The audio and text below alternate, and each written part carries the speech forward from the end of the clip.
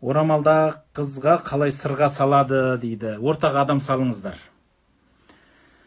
Кәдімгі құда түскендей қылып, барып, қызды көріңіздер, ұнайды ма, сөйлесіңіздер, сол жерде отырып, рұқсат болса тағы бір күн, 2 күн рұқсат алып, қызды жеңгесімен, жанындағы досымен немесе бір жерге шайға шақырыңыз, отырып сөйлесіңіз, сұрастырыңыз. Ол енді бір жерге шайға шақырып кездесуге шығара салып, мынау жақсы жаман ешкім біліп болмайды. Себебі барлық адам кездесуге, сондай бір жерге барғанда қалай барады? Барлық жақсылығын көрсетіп барады, жамандығын жасырып барады.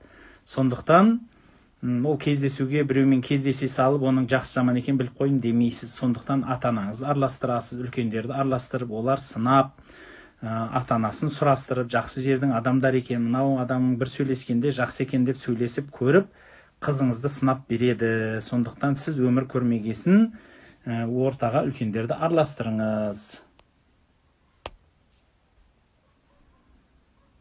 Қоқыс жәшігінің сыртына Алланың разылығы үшін қоқыстарыңызды ішіне тастаңыздаршы деп өтіп кетіп атырау.